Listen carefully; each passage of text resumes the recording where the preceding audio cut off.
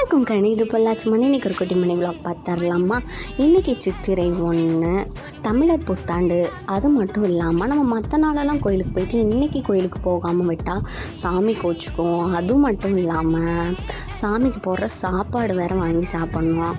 இன்றைக்கி தான் ஸ்பெஷலாக வேறு எல்லா கோயிலையும் சாப்பாடு போடுவாங்கன்ட்டு நேற்றே ஒரு நைட்டு பிளான் பண்ணியாச்சு. இன்றைக்கி எந்தெந்த கோயிலுக்கு போகலாம், காலைல மதியம் நைட்டுன்ட்டு 3 நேரம் போயிடலாமா அப்படின்னு பாய்ஸ் படம் பாணியில் ஒரு தாட் ஓடிக்கிட்டு இருந்துச்சு. எந்த கோயிலுக்கு போகலான்ட்டு காலைல 6 மணிக்கே அம்மா எழுந்திரிச்சு காளியம்மன் தெய்வக்குள்ள காளியம்மன் கோயிலுக்கு போயிட்டாங்க.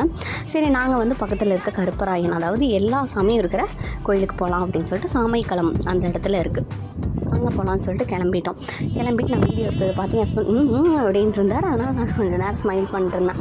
சரி, அதெல்லாம் முடித்ததுக்கப்புறம் நம்ம டேரெக்டாக கோயிலுக்கு வந்தாச்சு. இந்த கோயிலில் எல்லா சாமியும் இருக்குது, எந்த சாமியுமே இல்லாமல் இல்லை.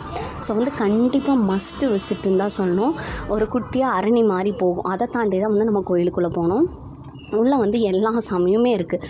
அதாவது மாட்டையட் கவுண்டர், அதாவது மாடு இதுக்கெல்லாம் சாமி கும்பிடுவாங்க, அந்த சாமி இருக்குது. கருப்பராயன் இருக்குது, மகாலட்சுமி இருக்குது, புத்துக்கண்ண சாமி இருக்குது. இந்த மாதிரி எல்லா சாமியும் A to Z எல்லா சாமியும் இருக்குது கோயிலுக்குள்ளே. சரி அப்படின்னு சொல்லிட்டு அந்த கோயிலுக்கு தான் போனோன்னே காலைல டிஃபன் இட்லி அண்ட் பொங்கல் எல்லாம் போட்டோம்.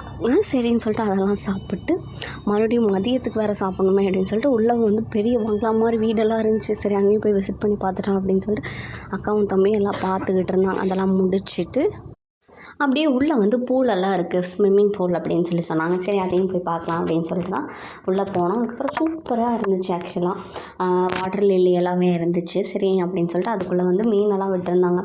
அதெல்லாம் பார்த்து கொஞ்சம் பிக்ஸ் எடுத்துகிட்டு அப்படியே நம்ம வீட்டுக்கு கிளம்பியாச்சு. மதியம் சாப்பாடும் அங்கேயே சாப்பிட்டு டேரெக்டாக வீட்டுக்கு குட்டி தூக்கத்தை போட்டாச்சு. பாய் பாய்.